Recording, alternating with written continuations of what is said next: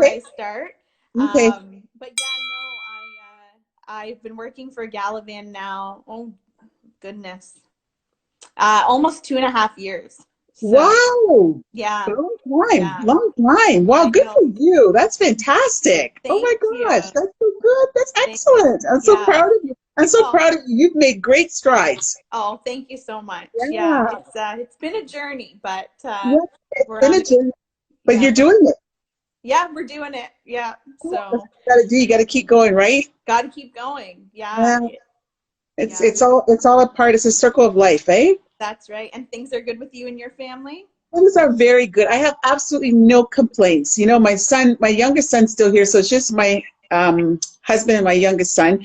And every morning he says to me, "Mom, how are you doing?" And I just go, and he goes, "Okay, I get it." Exactly. I go, "You have breath, you're good to go." Exactly. Exactly. Yes, Yeah. No, I mean, it's about finding it in the little things, right? it So is. It is. It's yeah. fine, and it could be tough some days, but you get there. I was thinking before you joined, before I started the live, that you and I think met back, believe it or not, in like 2007. I know it's true. Yeah, yeah. So crazy. Isn't that So crazy? So, yes, so was I doing an event at that time that you were there, and then next time you hired me for something? Which event yes. was that? What event was that? It was you came to speak for an event for the Haldeman Norfolk Health Unit where I was working at the time. Yes, that's right. Yeah, And and then then I moved on to there, and I went to McMaster University, yes, and that's where you came out to as well. and then I came to something else like Rex something Rex. Rexall, yes, I Yeah, had a few jobs. yeah, yes. You had me come there too, so I really appreciated that. That was Yeah, awesome. and now here we are with Gallivan, so it's I great. know. This is so Yeah, cool. This is so so cool. What a great organization. I did a little work on you, homework on you guys. A great organization. well, I'm a little biased, but yeah, No, we're it pretty is. cool. No, We have a no, I wide love. variety of services, so. Yeah, and I really love the aspect, the wellness aspect that you provide to students because I had two sons in university and I know the stresses of that for them this day and age. So, yeah, I'm happy that you guys are doing some great work in that area. Oh, thank you so much. Well, I think we can get started. We have quite a few people on that are watching. So, Rosita, again, thank you so much for taking the time to chat with us today. I always like to start by having my guests. I mean, I could introduce you, but I like to have you introduce yourself and just share with our listeners some key things that they'd like or that you would like them to know about you. Okay, absolutely. I am a former social worker. I'm a mother. I'm a wife. I'm a auntie. I'm a sibling. I have a great passion for life and living. I have, for the past 20 years, been on the social or the professional speaking circuit, and I love it. I've been speaking to various groups from nonprofits to corporations. I've been in the education sector, the healthcare sector, right across the board. And I wake up every morning with gratitude because I tell you, I am living my best life, even in the midst of this pandemic. And I also love elevating and lifting other people. So that's been my thing for many years, from the time I was in social work to right now being on the platform where I do a lot around leadership and change and teamwork and self-care, finding balance in your life, whatever that means. And I love it. I truly love what I do, and I feel blessed and fortunate. Oh, that's awesome. And as we said before we started officially talking, I've known you for a really long time. And so when I was trying to think of, guests that I could have on, of course, we want to educate and support people in their mental health. Um, but it doesn't always have to be like low energy down. Like we want to try to build people up. So you were the first person I thought of because throughout my life, whenever I've been down, I call you and you're really great at building me up. So I was so excited to have you on. Thank you. Um, so we talked about back and forth about a few different things that we could talk about. And one of the things, and you have many messages that you share with people, but one of your themes that you share is this finding balance in an unbalanced world. Now you do this every day anyway in your day to day, but now here we are in this pandemic situation that I think we could agree couldn't be more unbalanced. Mm-hmm. So Hmm. even maybe harder to find that balance. So can you speak a little bit about that message that you share about finding balance in an unbalanced world? And what are some of the key messages that you share with people around that? Well, so first of all, when you see that word balance and unbalance, I kind of have that word balance out there just to sort of get people thinking and to get people to sort of start a conversation, because I don't really believe that balance actually exists. I think that what happens is a lot of times we stress ourselves trying to find that balance. And we live in a world where it's a continuous dynamic process of uphills and downhills and triumphs and tragedies and struggles and changes and challenges. And so to try and get to that place where we find that balance is quite difficult, because that's not really how life works. And I think the struggle becomes when we're always trying to find that. And after 20 years of teaching this and working with individuals around trying to find that elusive balance, what we've come up with is that people are really trying to find some vitality and achievement. So most of what I teach now is, and I talk to people about, how do you best achieve that? How do you get to that place of vitality? How do you get to that place of achievement? Because when you look at the bigger picture of life, it's almost impossible to find that balance. And even when you get to a place in your life where you go, oh, I think I found that balance, you know what? The pandemic happens, and then that's not there anymore. Life happens, a death happens, this happens, a child gets sick, whatever it is. I think that what we're really searching for is vitality, which is our health, and achievement, which is some success. Absolutely. I'm just thinking back to, I always remember the story, and I know you mentioned that you were originally a social worker and then you kind of made the transition. So I'm going to put you on the spot a little bit. And can you share a little bit of the story of how you made that transition from social worker to doing what you do now?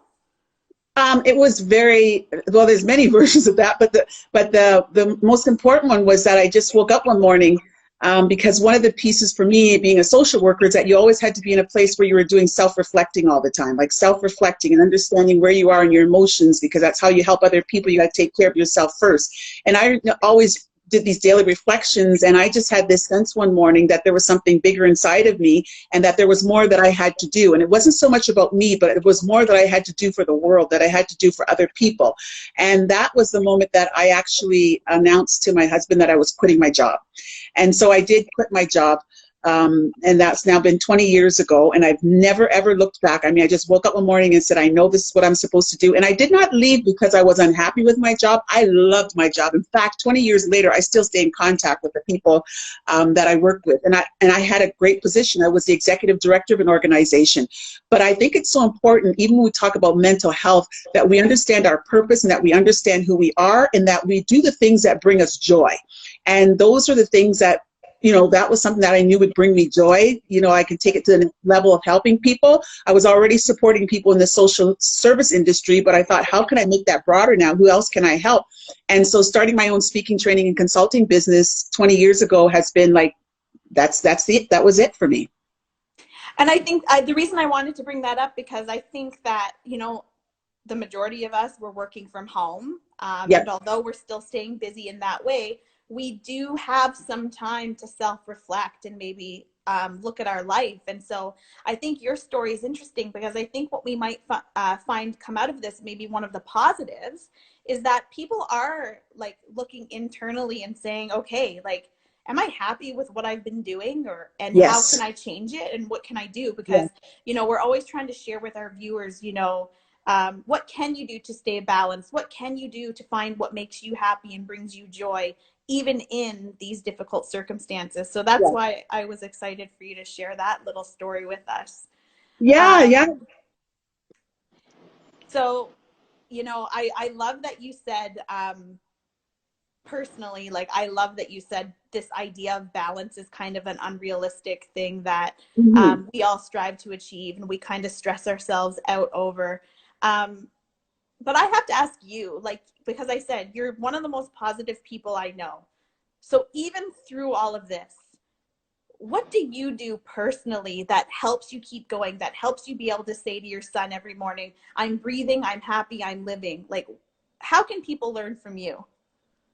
Number one for me, I think it's about perspective. We have to keep perspective because we are in quite a difficult situation right now, but we know for a fact that it's not going to last forever.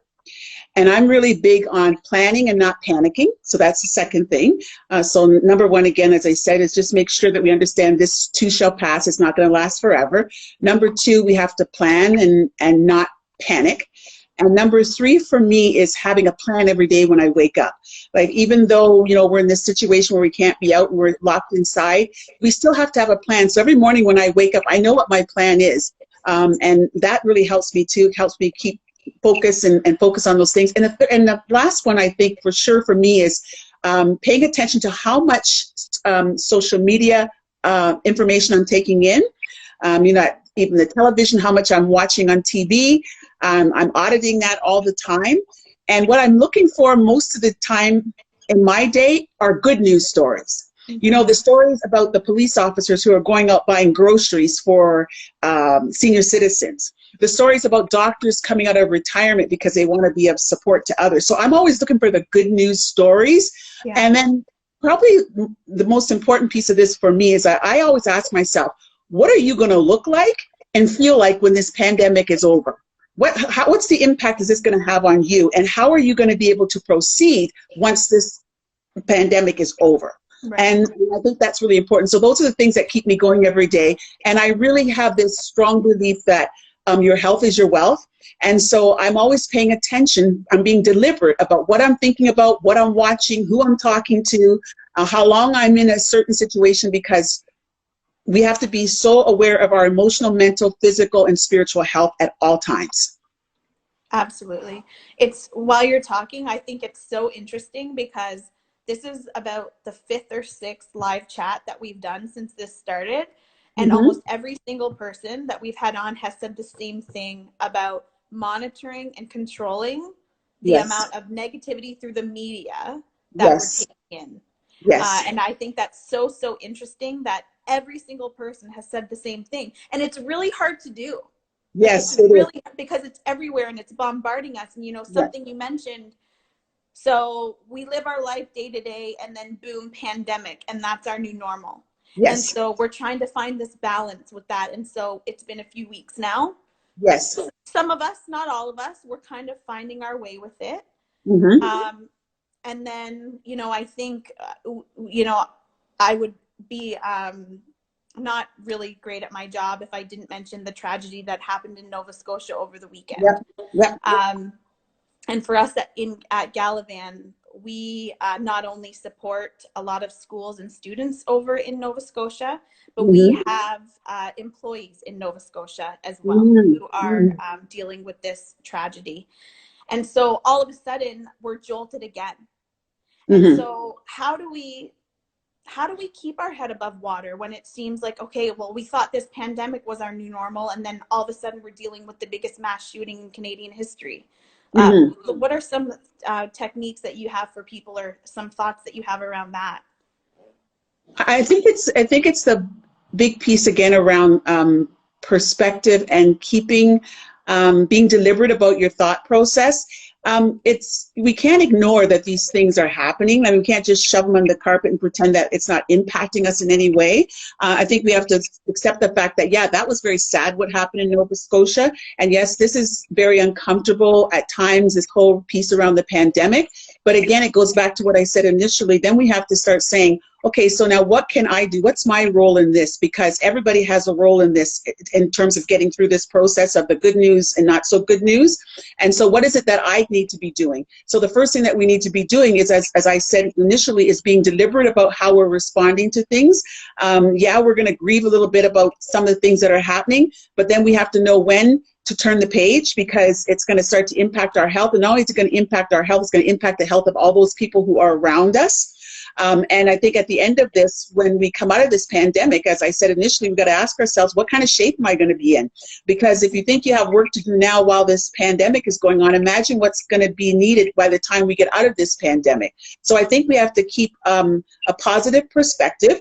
We have to ensure that we stay positive so that we're not spreading too much negative energy around the people around us who can also be support systems for us. And I think we have to face the fact that our health is our most important factor right now. Like, this is one thing that I've realized after, you know, this thing that you're talking about in Nova Scotia and what's happening with the pandemic, is how important that the most precious commodity that we have is our health. And if anything, we have to focus on how do we get through this. And so we have to stay focused on our health and on positive aspects of whatever we can find in all of this tragedy, especially with Nova Scotia, but focus on the positive things, because it will start to impact your health. We're losing lives through what's happening in Nova Scotia. We're losing lives through the pandemic. We're also going to lose our own lives just being home if we don't start thinking more positively and looking for some more good news stories and thinking about ways of honoring the health that we have right now. Absolutely. And I love what you just said about, you know, thinking about what can we do? Like, what can we do about it? How can we help? How can we turn kind of that negativity into more of a positive? And if you don't mind, it's just a really good segue for me, just to be able to say that this was a conversation that we did have at Gallivan. Like, what, when it comes to the shooting specifically, and what happened, what can we do? And so we have actually partnered with Inkblot Therapy, who are one of our partners through our My Wellness program that offer online video counseling. And with them, we've created eastcoaststrong.ca. And so for anyone who's listening, there's going to be more information coming out about this very shortly. But when anyone goes to eastcoaststrong.ca, it is specific for people who are maybe struggling with what has happened in Nova Scotia. They can access online video counseling, you know, and get the support that they need, whether it's just to talk to somebody. The first session is free, and then sessions after that are at a much reduced cost. So again, it's we were just like, we have to do something, right? And so just to be clear, eastcoaststrong.ca is for anyone in Nova Scotia who may need it. Whether you're a My Wellness school or not, it's going to be open to everybody. So if you're listening, please stay tuned on our social media for more information about that. Yeah, and I'm very happy that you mentioned that, and that those resources are available to people. And even when I'm thinking about, you know, the students who are home right now, I'm not 100% sure, but I'm hoping that even for the students who are home across Canada, across the world, that their academic facilities, their colleges or universities, at least have some type of virtual assistance available to them if they need it. Yeah, absolutely. And I mean, a lot of the people that we support, they do have My Wellness, which is that it's virtual resources, and not all do. And that's why we've also been doing these live chats, because this is not a time to discriminate between people who have a program and people who don't. We're all in this together. Everyone needs support. And so by talking to people like you, we're hoping, like, even if we reach just one person who needed to hear your message today, I think you'll agree it's worth it. So. Oh, absolutely. Yeah, I think it's important, you know, to be able to know what resources are available out there, for sure. And then also, I think it's really important that we surround ourselves with the right people at this time. One of the things that I posted yesterday was how important it is for us to have our cheerleaders and I talked about carrying the baton, because what happens sometimes is maybe there's a day where I'm not doing so well, but do I have somebody that I can reach out to, and I pass that baton to them and I go, can you carry this load today, because I can't do that? Like, can you help me with this particular thing today, because I can't do that? And then should be in a position at one point where I can reciprocate that, and then I become the baton carrier one day. So I think it's really important that we have a circle of friends around us that we can hand off to when things are not going well, because there will be days where you're not feeling 100%, and maybe many days, but have people around you that are going to lift you up and build you up and encourage you and say, come on, we're running this race together and we can do this. Because this is going to pass. We know this is going to pass. It's a struggle right now that we're in right now, but it is going to pass, and we have to be ready for when it passes. Absolutely. Absolutely. Great advice. Rosita, for our listeners who may want to follow you on social media or contact you in the future to have you come out and speak at their school, where's the best place for them to find you? They can find me I'm always on Facebook. I'm on Instagram. I have my own website, rositahall.com. You can find me there, and you can reach me even at my phone, 905-966-3280. And I'm always available and always ready and enjoy what I do. And really, I know from personal experiences that we always have to hold on, and that we can't give up. Even in days when it seems extremely dark, just keep moving, and hold on to hope, because we will all get through this. Absolutely. Thank you again so much for joining me today. It's great to see your face again. I know we Oh, do a lot of thank typing you. back and forth. Thank Um, you.